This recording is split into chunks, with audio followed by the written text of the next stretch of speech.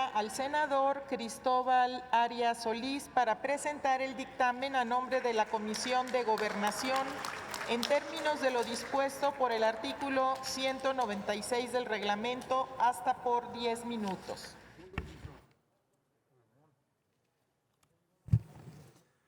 Gracias, senadora presidenta. Senadoras, senadores, el motivo tan importante, tan trascendental que hoy nos reúne de manera extraordinaria a lo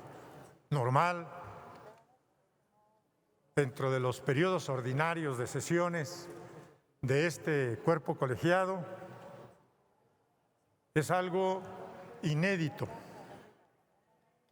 Y por esa razón,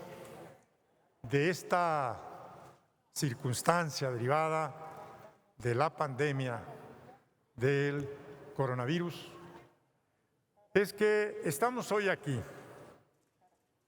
guardando, observando las recomendaciones del Consejo Nacional de Salubridad, buscando guardar también la sana distancia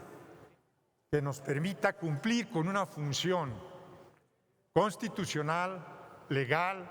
esencial, que corresponde a nuestra investidura como senadoras y senadores de la República para en esta hora difícil que atraviesa nuestro país y en el que habremos de aportar todas y todos desde este ámbito legislativo para preservar la vida y la salud del pueblo de México y en su momento de contribuir también para ver cómo coadyuvamos desde el ámbito de nuestra competencia para enfrentar las consecuencias derivadas de esta inusitada pandemia que hoy afecta la vida nacional. Por ello, a través de las Comisiones Unidas de Gobernación y de Estudios Legislativos Segunda,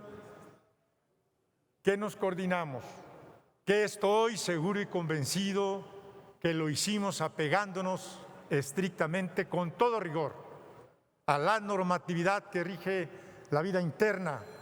del Senado de la República, que con la presencia de mayoría en ambas comisiones aprobamos el dictamen que hoy estamos sometiendo a su consideración, ya que ante esta grave situación de emergencia sanitaria que vivimos en México y en todo el mundo a causa de la enfermedad de COVID-19, se hace necesario y urgente aprobar este dictamen como una causa superviniente que hasta antes no se había presentado cuando llegó a este Senado y la mesa directiva turnó a la Comisión de Gobernación la minuta de la Cámara de Diputados. Pero hoy, ante esta difícil situación que vivimos y ante instancias de organismos internacionales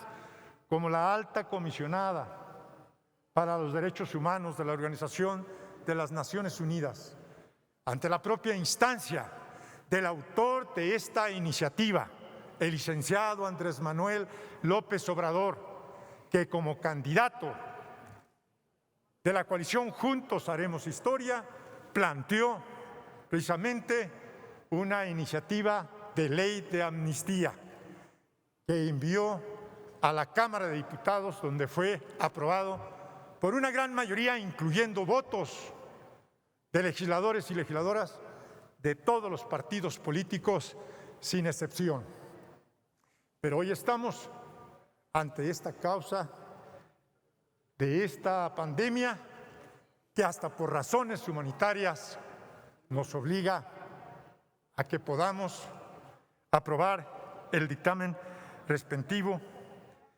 ya que sus efectos, alcances y beneficios tienen un impacto positivo en la impartición de justicia para los grupos más vulnerables. Es importante que se sepa que la población no reincidente del Fuero Federal es de más de 1,830 personas, que representa el 73% de la población total privada de la libertad del Fuero Federal en los centros penitenciarios. Esto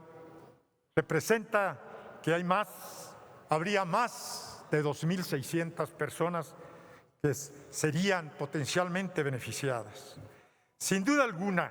con la aprobación de este dictamen se estaría abonando al descongestionamiento de las cárceles para minorar el contagio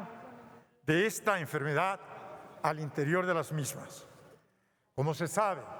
la amnistía es un instrumento legal del Estado del que dispone para que a través del Poder Legislativo se otorgue a ciertas personas indiciadas o privadas de su libertad el perdón por actos delictivos de tal forma que puedan reintegrarse a la sociedad. Tiene su fundamento en lo dispuesto en la fracción 22 del artículo 73 constitucional,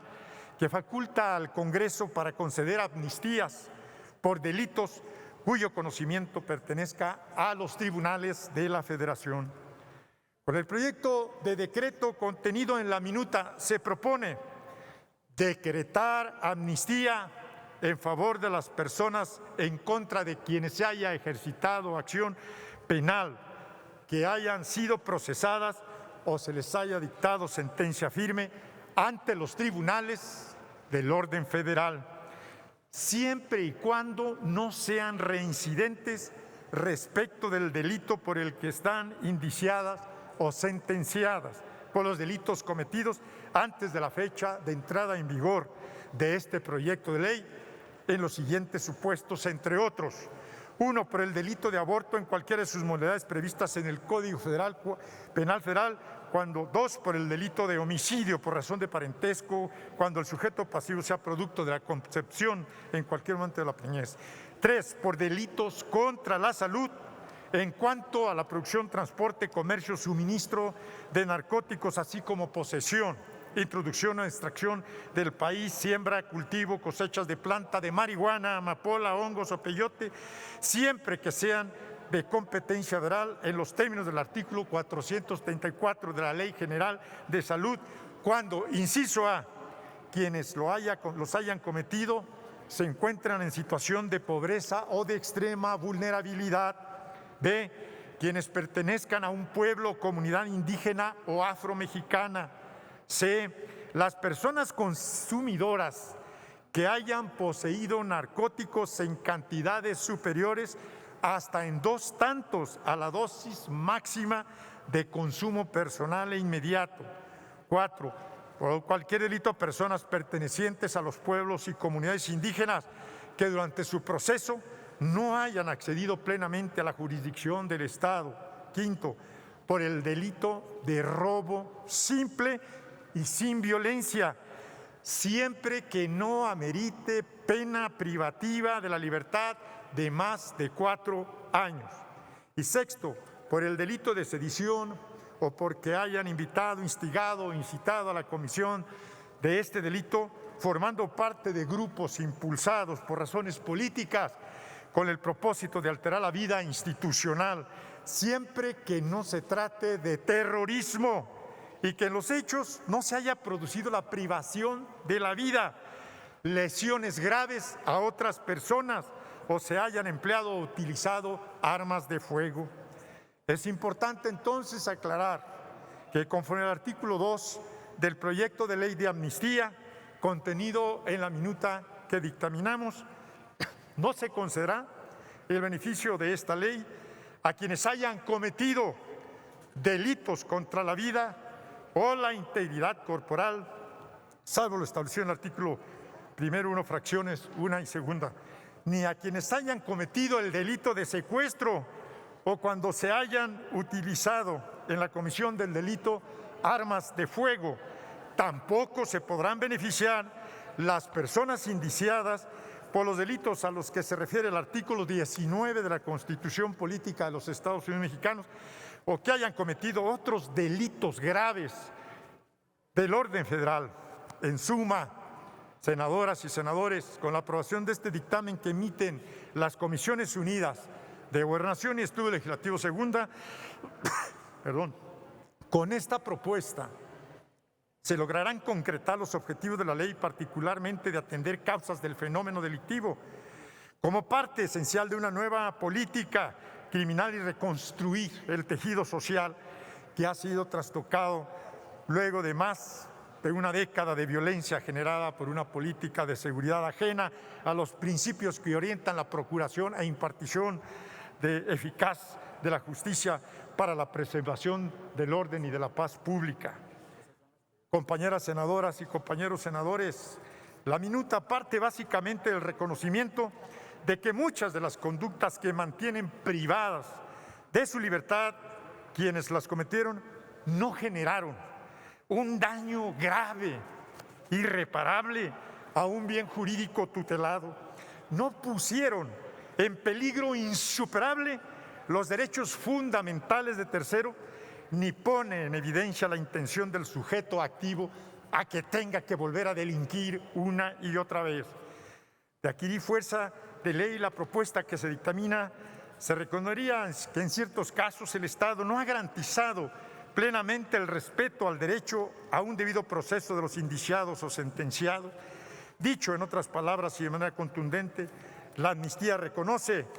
que hay en nuestras cárceles personas que pudieran ser inocentes o podrían haber compurgado su pena en libertad. En este entendido, se reitera que lo que se busca ahora más que nunca en estos momentos de emergencia sanitaria y por razones humanitarias es reinsertar al tejido social a diversos grupos que sufren de extrema vulnerabilidad por su condición de exclusión y discriminación y por su situación de pobreza. Tal es el caso de las personas pertenecientes a los pueblos y comunidades indígenas que no tuvieron o tienen una defensa adecuada y de las personas adultas mayores, particularmente con enfermedades crónico-degenerativas, así como las mujeres reclusas que son madres. Todo ello pensando en proteger y salvaguardar sus derechos humanos, incluido el de la protección a la salud. Por todo lo anterior, senadoras y senadores, es viable y oportuno pedirles su apoyo y su voto a este dictamen. Muchas gracias. Muchas gracias, presidenta.